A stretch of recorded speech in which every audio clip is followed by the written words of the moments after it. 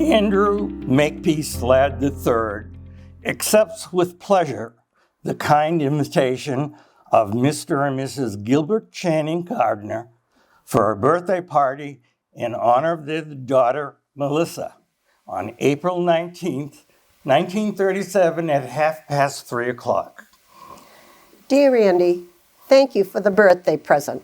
I have a lot of Oz books, but not The Lost Princess of Oz. What made you give me that one? Sincerely yours, Melissa. I'm answering your letter about the book. When you came into the second grade with that stuck-up nurse, you looked like a lost princess. I don't believe what you wrote. I think my mother told your mother to get that book. I like the pictures more than the words. Now let's stop writing letters.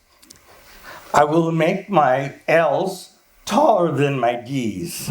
I will close up my A's and my O's. I will try to make longer P's. Pass it on. You're funny.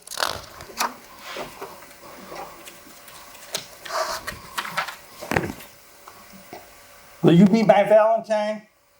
Were you the one that sent me the Valentine saying, will you be my Valentine? Yes, I sent it. Then I will be, unless I get to kiss you. When it's warmer, can I come over and swim in your pool? No, you can't. I have a new nurse named Miss Hawthorne who thinks you'll give me infantile paralysis. Will you have me go down and get the milk and cookies during recess? I will if you don't ask me to marry you again. I will not write personal notes in class. I will not write personal notes in class. I will not... Merry Christmas and Happy New Year. Love, Andy Ladd. I made this card myself. It's not Santa Claus. It's a kangaroo jumping over a glass of orange juice. Do you like it? I like you, Melissa. My mother says I have to apologize in writing. I apologize for sneaking into the girls' bathhouse while you were changing into your bathing suit. Tell Miss Hawthorne I apologize to her, too. Here's a picture I drew of you and me without our bathing suits on. Guess which one is you. And don't show this to anyone. I love you. Here is a picture of Miss Hawthorne without her bathing suit on. You can't draw very well, can you? Thank you for sending me that cactus plant stuck in a little donkey. I've got lots of presents here in the hospital, and I have to write thank you notes to every one of them. I hate it here. My throat is sore all the time where they cut out my tonsils. They give me a lot of ice cream, but they take my temperature the wrong way. Merry Christmas and Happy New Year. Why did they send you to another school this year? Merry Christmas. They think I should be with all boys. You made me promise to send you a postcard. This is it. You're supposed to write personal notes on the back of postcards. For example, here are some questions to help you think of things to say. Do you like Lake Saranac? Is it fun visiting your grandmother? Are your parents really getting a divorce? Can you swim out to the deep part of that lake, or does Miss Hawthorne make you stay in the shallow part where it's all roped off? Is there anybody there my age? I mean, boys. Please answer all of these questions. No, no, yes, yes, no. Dear Melissa, remember me, Andy Ladd? They've sent me to camp so I can be with all boys again. This is quiet hour, so we have to write home. But I've already done that, so I'm writing you. There's a real Indian here named Iron Crow who takes us on nature walks and teaches us 6 new plants a day. That's okay. except he forgot to tell us about poison ivy. I won the backstroke, which gives me 2.5 gold stars. If I get 50 gold stars by Parents' Day, then I will win a leadership prize, which is what my father expects of me.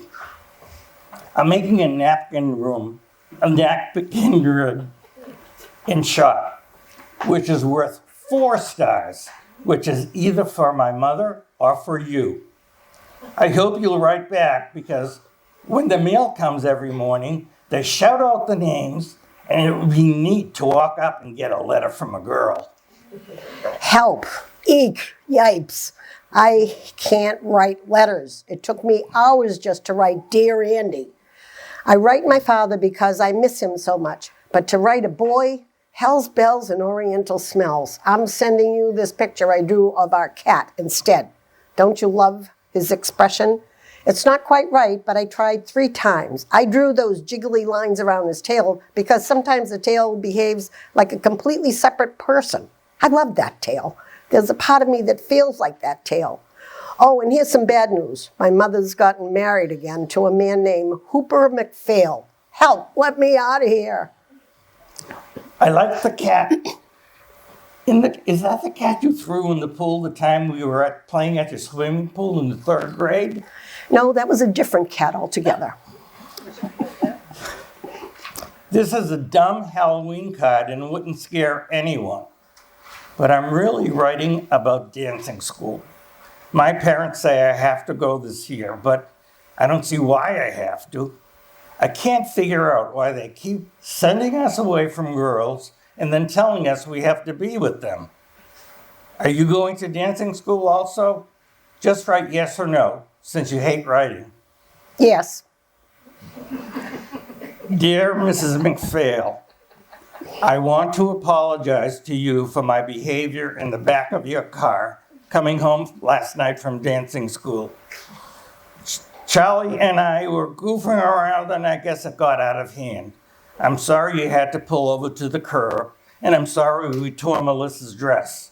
My father says I should send you the bill, and I'll pay for it out of my allowance. Dear Andy, Mommy brought your letter up here to Lake Placid. She thought it was cute. I thought it was dumb. I could tell your father made you write it. You and I both know that the fight in the car was really Charlie's fault. And Charlie never apologized, thank God. That's why I like him, actually. As for you, you shouldn't always do what your parents want, Andy. Even at dancing school, you're always doing the right thing all the time. You're a victim of your parents sometimes. That's why I picked Charlie to do the rumba with me that time. He at least backs around occasionally. I'm enclosing a picture I drew of a dancing bear on a chain. That's you, Andy. Sometimes, I swear. I know it seems jerky, but I like writing, actually. I like writing compositions in English. I like writing letters. I like writing you. I wanted to write the letter to your mother because I knew you'd see it. So it was like talking to you when you weren't here. And when you couldn't interrupt, hint. My father says everyone should write letters as much as they can. It's a dying art. He says letters are the way of presenting yourself in the best possible light to other people. I think so too. I think you sound too much like your father.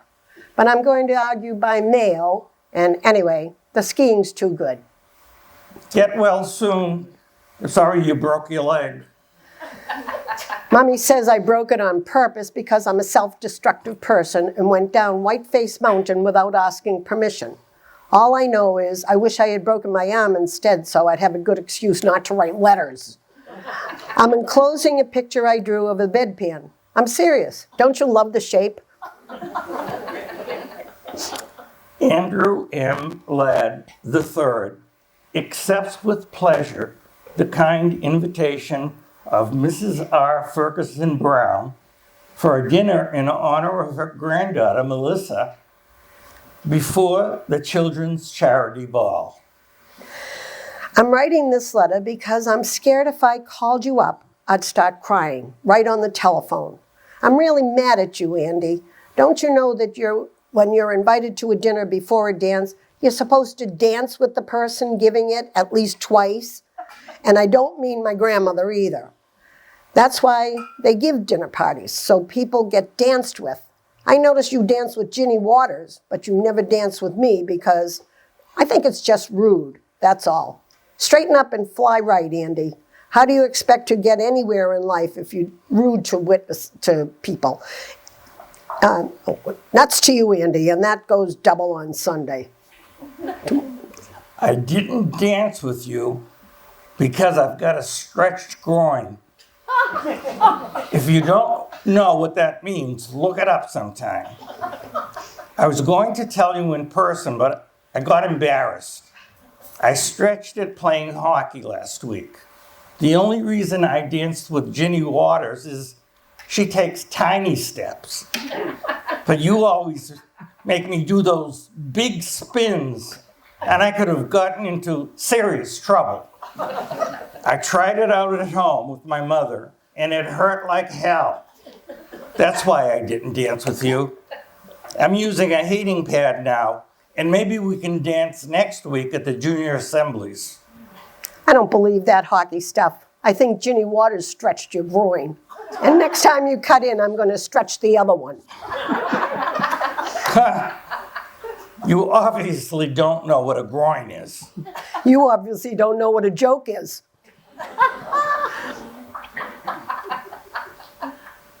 Merry Christmas and Happy New Year. Guess what? I'm going to a psychiatrist now. My mother says it'll do me a world of good. Don't tell anyone, though. It's supposed to be a big secret. Merry Christmas and Happy New Year. I have a question, and would you please write the answer by mail?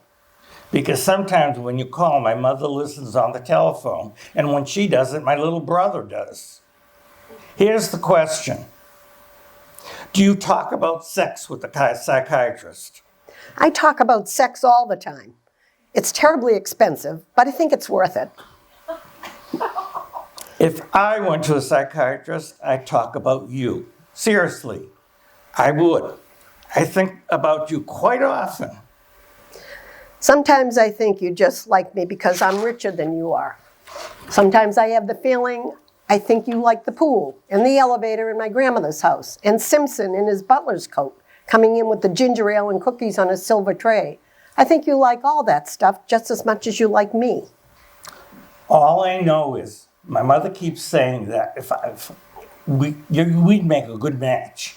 She says if I ever married you, I'd be set up for life. But I think it's really just a physical attraction. That's why I liked going into the elevator with you at your grandmother's house that time. Want to try it again? Help, let me out of here. They shipped me off to this nunnery. It's the end of the absolute world. We have to wear these sappy midi blouses and learn posture and gym and speak French out loud in class. Et moi, mon chevalier. Oh God, it's crappy here. All the girls squeal and shriek and you can hear them barfing in the bathroom after the evening meal. We can only go to Hartford one day a week if we can find a chaperone. And there are only 2 dances with boys a year. And if we're caught drinking, even beer, it's wham bam, out of here on the next train and home, which is worse. Can you come meet me on Sunday afternoon? We can invite boys for tea from 2 to 6, from 4 to 6. Here's a good, there are all these, besides sitting around keeping watch, but if the weather is good, we could walk up and down the driveway before we have to sign in for evening prayers. They made me room with this fat, spoiled Cuban bitch who has 9 pairs of shoes, and all she does is sit on her bed and listen to Finian's Rainbow. How are things in Guacamora? Who gives a shit how things are up there? It's here they're miserable. The walls of this are puke green and you can't pin anything up except school banners and pictures of your stupid family. What family? Am I supposed to sit and look at a picture of Hooper McPhail? Come save me, Andy, or at least write. Just hear a boy's voice, even on paper. Just got your letter. They shipped me off, too. Last-minute decision. Your mother told my mother it would do me good. She said I was a diamond in the rough. I'll write as soon as I get smoother. Dear Diamond, you too? Oh, I give up. Why do they keep pushing us together and then pulling us apart? I think we're all being brought up by a bunch of foolish farts. Now, if we have to write letters, which I hate, but don't you let them smooth you out, Andy. I like the rough parts. In fact, sometimes I think you ought to be a little rougher. Love, me. I'm very sorry to be late in replying, but I haven't had much time. I also have a lot of obligations. I have to write my parents once a week and 3 out of 4 grandparents separately once a month. And Minnie, our cook, who sent me a box of fudge. Plus, I have all my schoolwork to do, including compositions once a week for English and another for history. My grandmother gave me a new Parker 51 and some writing paper with my name on it as a going away present. But still, that's a lot of writing I have to do. Last week, I was so tied up, I skipped my weekly letter to my parents, and my father called the school long distance about it. I had to go on the carpet in front of the rector and say I wasn't sick or anything, I was just working. And so I had to write my parents 3 pages to make up for the week I missed. So that's why I haven't written till now. Phew. School is going well, I guess. In English, we're now finishing up Milton's Paradise Lost. In history, we're studying the causes of the 30 Years' War. I think the Catholics caused it. In Latin, we're translating Cicero's orations against Catiline. How long, O Catiline, will you abuse our patience? When I get home, I'm going to try that on my little brother. In French, we have to sit and listen to Mr. Thatcher read out loud all the parts of Andromache by Jean Racine. It's supposed to be a great masterpiece, but the class comes right after football practice, and it's so hard to stay awake. In sacred studies, we have to compare and contrast all 4 Gospels. It's hard to believe they're all talking about the same guy. In math, we're trying to factor with 2 unknowns. Sometimes I let X be me and Y be you.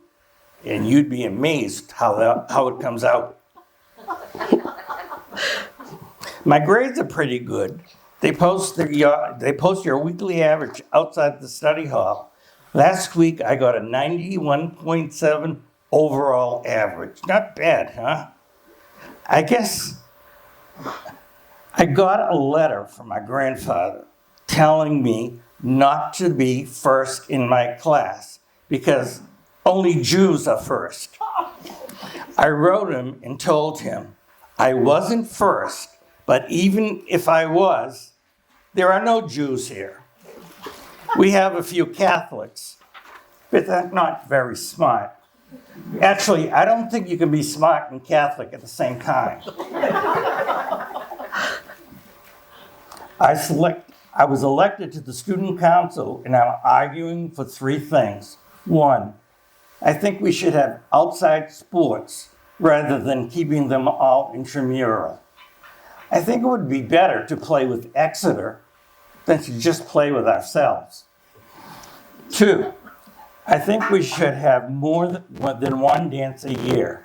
I think female companionship can be healthy occasionally, even for the younger boys. And 3, I think we should only have to go to chapel once on Sunday. I think it's important to pray to be a better guy and all that, but if you have to do it all day, you get quite boring. And if you get boring to yourself, think of how boring you must be to God. I'm playing left tackle on the 3rd team, And I'll be playing hockey, of course, this winter. And I think I'll try rowing this spring because I always stank at baseball. Now, I have to begin to memorize the last 5 lines of Paradise Lost. Hold it. Back in a little while. There, that wasn't so hard. Maybe because it reminds me of you and me sent away from home.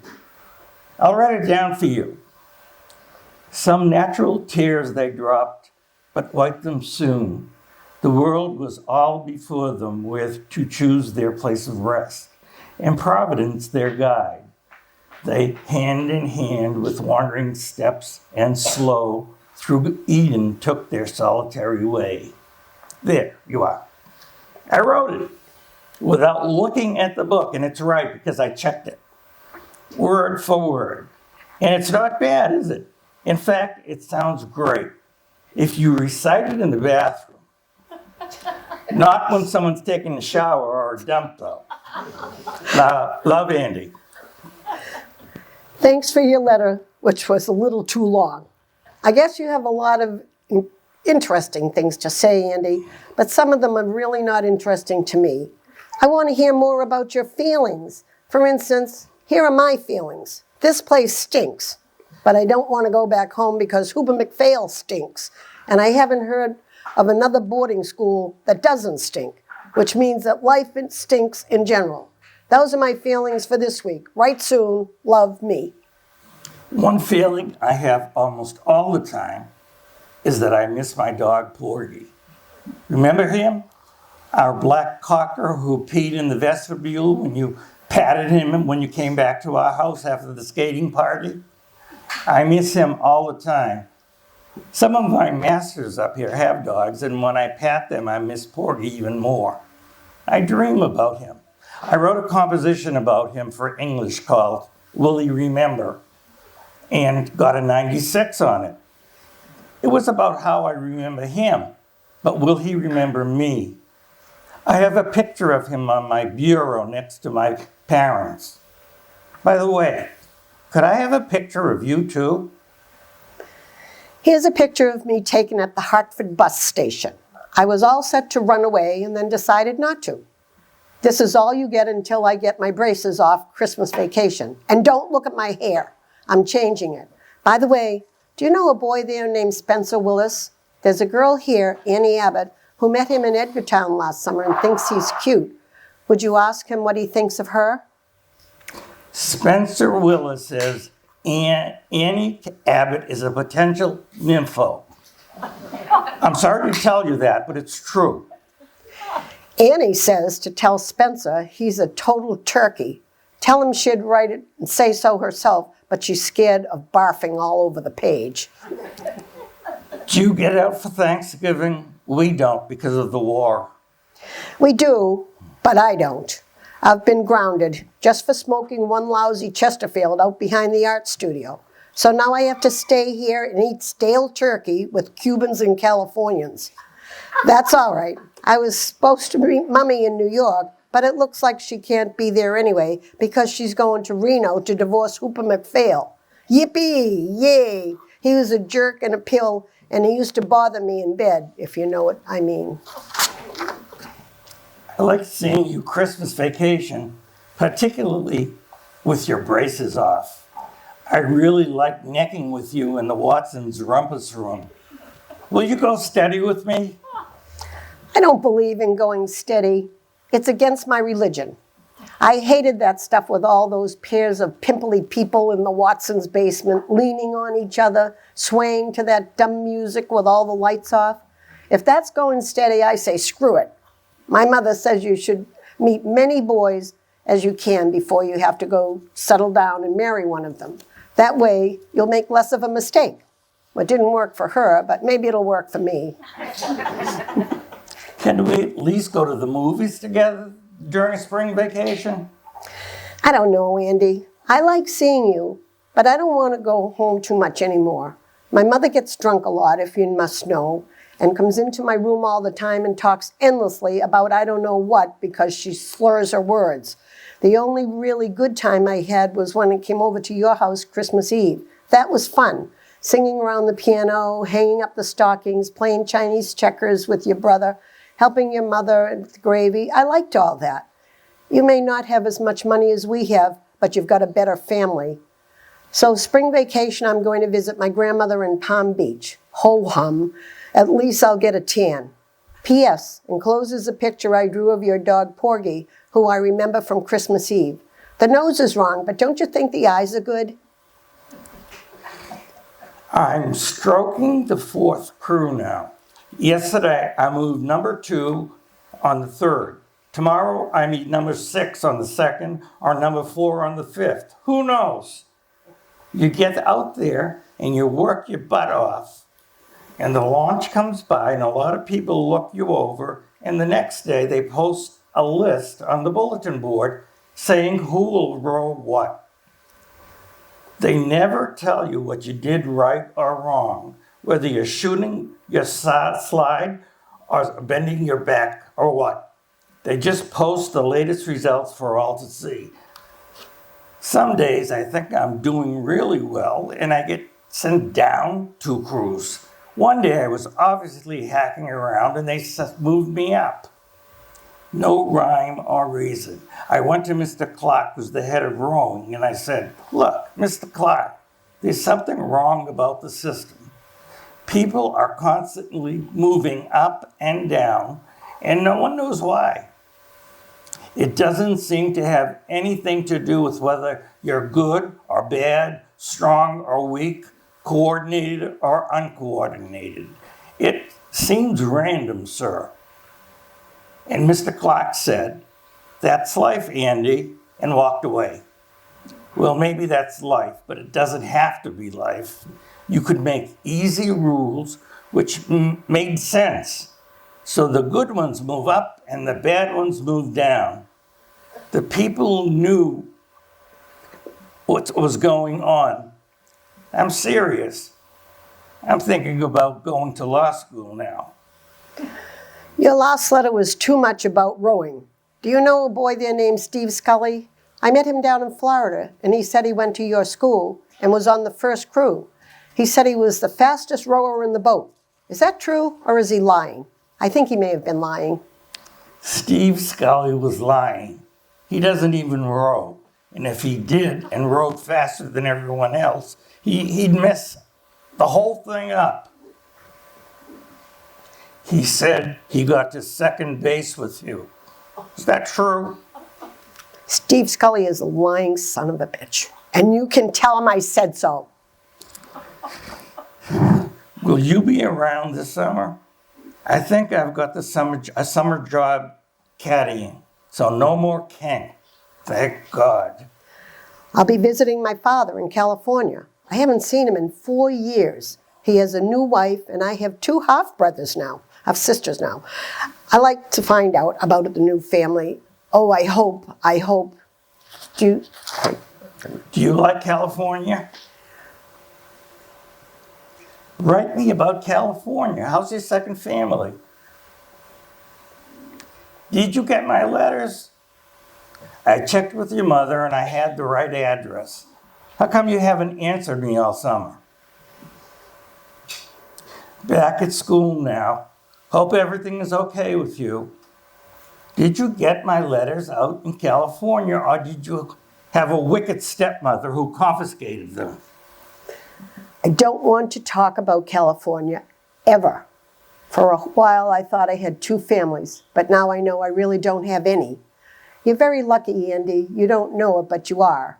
But maybe I'm lucky, too. And another way, I was talking to Mrs. Wadsworth, who comes in from Hartford to teach art. She said I have a real talent both in drawing and in painting, and she's going to try me out in pottery as well. She said some afternoon she's going to take me just by myself to her studio in Hartford, and we'll do life drawings of her lover and just a jockstrap. Don't laugh. She says art and sex are the same thing. Dear Melissa, I have 4 questions, so please concentrate. 1, will you come up to midwinter dance? 2, if you do, can you arrive on the 11:22 Friday night train? 3. Does the rector's wife have to write to your headmistress telling her where you will be staying? 4. Does the rector's wife have to write to your mother? The answer is yes, except for my mother, who doesn't care. I have to tell you this right off the bat. I am really goddamn mad at you. I invite you up here for the only dance my class has been able to go to since we got here.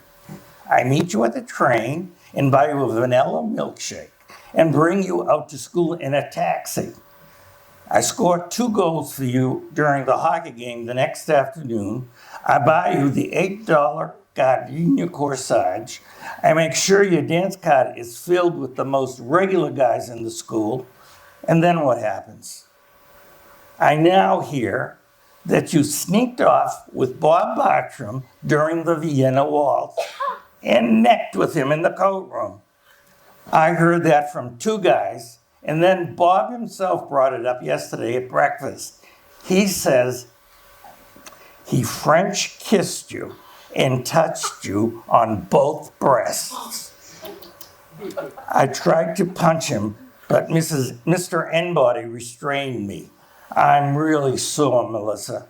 I consider this a betrayal of everything I hold near and dear, particularly since you would hardly even let me kiss you goodnight after we had cocoa at the rector's house. And you know what I'm talking about. So don't expect any more letters from me or any telephone calls, either during spring vacation or ever. Sincerely, yours. Sorry. I am. I hate that Bob Bartram. I hate him even when I necked with him. You know, I know you won't believe this, but it's true. You can be attracted to someone you hate. Well, maybe you can't, but I can. So all right, I necked with him. But he never touched my chest, and if he says he did, he should be strung up by his testicles. You can tell him that for me at breakfast. Anyway, I got carried away, Andy, and I'm a stupid bitch, and I'm sorry. I felt so guilty about it that I didn't want to kiss you after the cocoa. And besides, Andy, how do I say this? With you, it's different. You're like a friend to me. You're like a brother.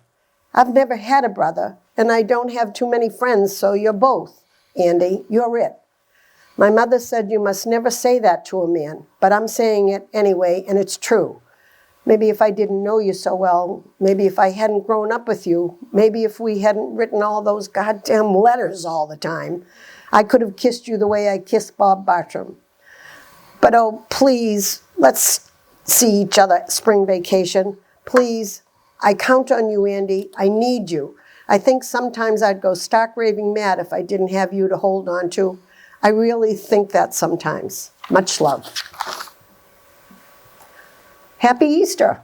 I know no one sends Easter cards anymore, except maids, but here's mine anyway, drawn with my own hot little hands. I drew those tears on that corny bunny in the left because it misses you so much, but maybe I just made it all the cornier.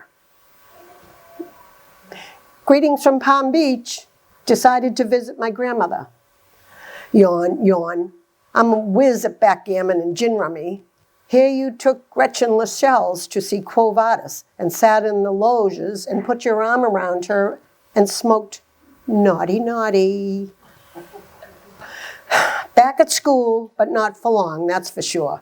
Caught nipping gin in the woods around with Bubbles Harriman. Have to pack my trunk by tonight and be out tomorrow. Mummy's frantically pulling strings all over the eastern seaboard for another school. Mrs. Wadsworth, my art teacher, thinks I should chuck it all and go to Italy and study art. What do you think? Oh, please write, Andy. Please. I need your advice, or are you too busy thinking about Gretchen Lascelles? To answer your question about Italy, I think you're too young to go. My mother said she had a roommate once who went to Italy in summer, and the Italians pinched her all the time all over her rear end.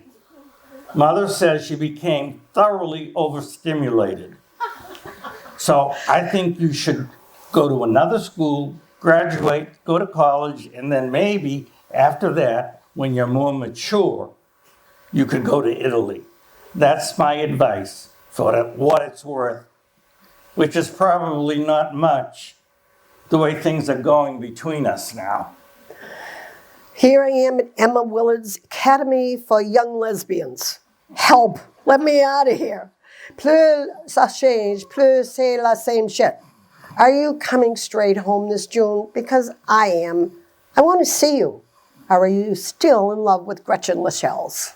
For your information, I'm not taking Gretchen Lascelles out anymore. I brought her home after the Penny's party, and my father caught us on the couch. He told me that he didn't care what kind of girls I went out with as long as I didn't bring them around my mother, even though my mother was up in bed. Still, I guess Gretchen can be embarrassing to older people. I hope to see you in June then. Can't come home in June. Sorry, I have to go and be a counselor at the school camp for poor kids from the urban slums. I'm vice president of my class now, and I'm supposed to set an example of social responsibility all through July. I'll be writing you letters, though, and I hope you'll write me. I don't want to write letters all the time. I really don't. I want to see you. You don't. You just need more confidence in your letter writing ability. Sometimes you manage to attain a very vivid style. Won't you please stop writing about writing and come home and go to the Campbell sports party before you go up to that stupid camp? Please. I've behaved better when you're around. In person, please. Greetings from New Hampshire. This card shows the town we're near, where we sneak in and buy beer. We're cleaning the place up now and putting out the boat docks and caulking the canoes because the kids arrive tomorrow. Gotta go right soon. I miss you. I really wish you had gone to the Campbell sports party. Dear Melissa, Sandy McCarthy arrived from home for the second shift here at camp. He told me all about the Campbell's sports party. He said you wore a two-piece bathing suit and ran around goosing girls and pushing boys into the pool. Do you enjoy that sort of crap? He said the other girls were furious at you. Don't you want the respect of other women? Sandy also said you let Bucky Zeller put a tennis ball in your cleavage. What are you, a nympho or what? Don't you ever like sitting down somewhere and making conversations? Sandy says you're turning into a hotbox. Do you like having that reputation? Hell, I thought there was a difference between you and Gretchen Lascelles. Maybe I was wrong. Don't you care about anything in this world except hacking around? Don't you feel any obligation to help the poor people? Sometimes I think your big problem is you're too rich. You don't have enough to do, so you start playing grab ass with people. I'm sorry to say these things, but what Sandy told me made me slightly disgusted, frankly. I wrote you a letter from New Hampshire. Did you receive it? Are you there? Are you visiting your grandmother or what? Are you sore at me? I bet you're sore at me. I'm sorry. I apologize. I'm a stuffy bastard sometimes, right? The hell with you then. Ooh, big tough Andy, saying four-letter words like hell. Screw you. Don't you wish you could? Everybody else seems to be. Don't believe everything you read in the papers. Dear Andrew Makepeace Ladd III, I just want you to know you hurt me very much. I just want you to know that. Now let's just leave each other alone for a while, all right? All right. Dear Melissa, my mother wrote to me that your grandmother had died. Please accept my deepest sympathies. Thank you for your note about my grandmother. I loved her a lot, even though she could be a little boring. Congratulations on getting into Briarcliff. I hear it's great. Thanks for your note about Briarcliff. It's not great, and you know it. In fact, it's a total pit. But it's close to New York, and I can take the train in and take drawing at the Institute 3 days a week. And in 2 years, if I stick it out, Mummy's promised that I can go live in Florence. I hope you like Yale. Would you consider coming to the Yale-Dartmouth game Saturday, October 28th? I'll be there. Oh, damn. I'm sorry, Melissa. I have to cancel. My parents have decided to visit me that weekend, and they come first, according to them. My mother said she'd love to have you with us, but my father thinks you can be somewhat of a distraction. You and your parents, let me know when you decide to grow up. How about the Harvard game, November 16th? Do you plan to grow up at the Harvard game? Give me a chance. I might surprise you. Okay, let's give it a try. You should know that I'm even richer now than when you said I was rich, thanks to poor Granny. I plan to drive up the front gate of Calhoun College in my new red Chrysler convertible and sit there stark naked, honking my horn and drinking champagne and flashing at all the freshmen. Here's the schedule. We have lunch at Calhoun around noon, then drive out to the game. Then there's a sea breeze party at the Fence Club afterwards, and an eggnog brunch at St. Anthony's the next day. I'll reserve a room for you at the Taft or the Duncan. Probably the Taft, since the Duncan is a pretty seedy joint. Make it the Duncan. I hear the Taft is loaded with parents, all milling around the lobby, keeping an eye on who goes up the elevators. Can't wait till the 16th. The Duncan it is. Hubba hubba, Goodyear rubber. Dear Andy, this is supposed to be a thank you note for the Harvard-Yale game weekend, but I don't feel like writing one, and I think you know why. Love, Melissa. Dear Melissa, I keep thinking about the weekend. I can't get it out of my mind. It wasn't much good, was it? I don't mean just the Duncan. I mean the whole thing. We didn't really click, did we? I always had the sense that you were looking over my shoulder, looking for someone else, and ditto with me. Both of us seemed to be expecting something different from what was there. As far as the hotel Duncan, I don't know. Maybe I had too many sea breezes, maybe you did.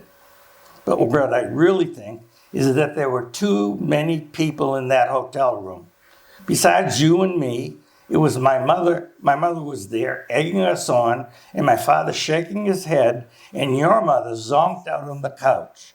And Miss Hawthorne and your grandmother sitting on the sidelines watching us like hawks.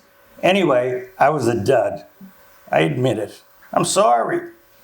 I went to the infirmary on Monday and talked to the doctor about it. He said these things happen all the time, particularly when there's a lot of pressure involved.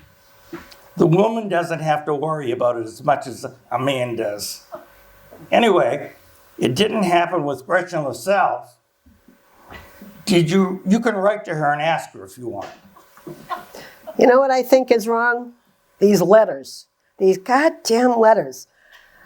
That's what's wrong with us, in my humble opinion. I know you get more from your letters than I do in person. Maybe that's why I keep looking over your shoulder. I was looking for a person who's not been in those letters all these years, or for the person who's not in these letters. I don't know. All I know is that you're not quite the same when I see you, Andy. You're really not. I'm not saying you're a jerk in person. I'm not saying that at all. I'm just saying that all this letter writing has messed us up. It's a bad habit.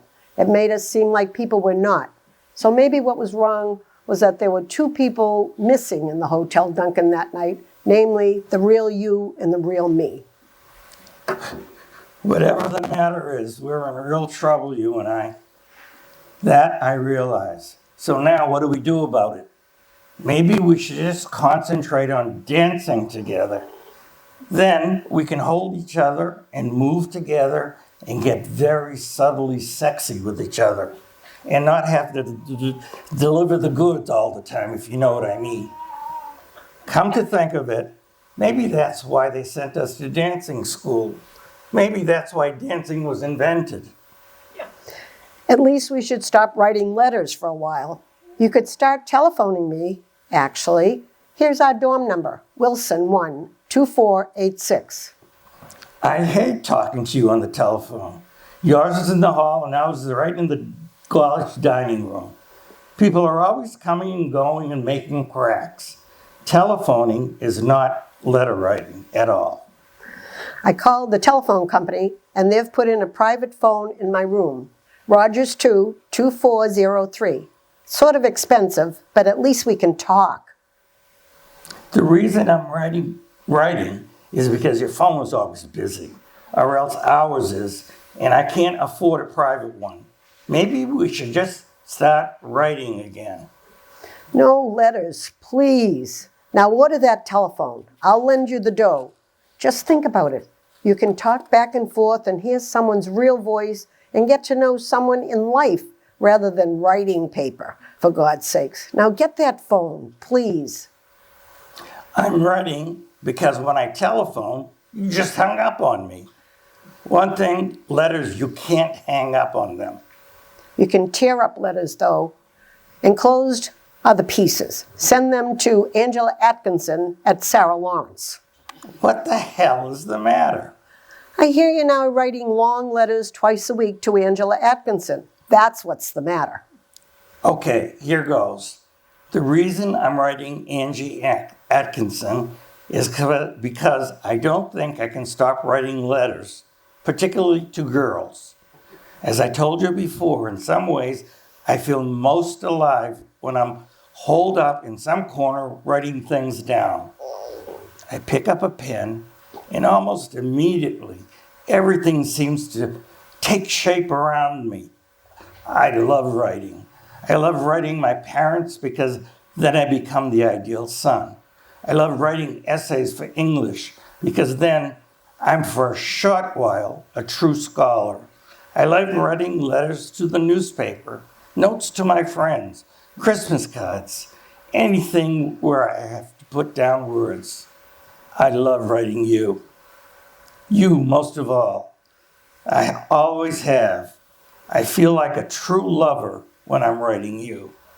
This letter, which I'm writing with my own hand and with my own pen and my own penmanship, comes from me and no one else. And it's a present of myself to you. It's not typewritten, though I learned how to type. There's no copy of it, though I suppose I could use a carbon. And it's not a telephone call, which is dead as soon as it's over. No, this is just me. Me, the way I write. The way my writing is the way I want to be to you. Giving myself to you across the distance. Not keeping or retaining any part of it for myself. Giving this piece of myself totally to you. You can tear me up and throw me out or keep me and read me today, tomorrow, anytime you want, until you die. Oh boy, Andy. Love, Melissa. No, I meant it. I wrote in my last letter, I thought about it. I've thought about all those dumb things which were done to us when we were young. We had absent parents, slapping nurses, stupid rules, obsolete schooling, empty rituals, hopelessly confusing sexual customs. Oh my God, when I think about it, it's almost unbelievable. It's a fantasy. It's like back in the Oz books, the way we grew up. But they gave us a way out in the land of Oz. They made us write. They didn't make us write particularly well, but they didn't always give us important things to write about, but they did make us sit down, organize our thoughts, and convey those thoughts on paper as clearly as we could to another person. Thank God for that. That saved us, or at least saved me. So I have to keep writing letters. If I can't write them to you, I have to write them to someone else. I don't think I could ever stop writing completely. Now, can I come up and see you next weekend? Or better yet, won't you please escape from that suburban Sing Sing and come down here and see me? I wrote my way into this problem, and God damn it, I'm writing my way out. I'll make another reservation at the Hotel Duncan, and I promise I'll put my pen down and give you a better time. Dear Andy, guess what? Right while I was in the middle of reading your letter, Jack Duffield telephoned from Amherst and asked me up for a weekend there. So I said yes before I got to where you asked me. Sorry, sweetie, but it looks like the telephone wins in the end. Dear Melissa, somehow, I don't think this is the end. Could be, but I really don't think it is. At least I hope it isn't. Love, Andy.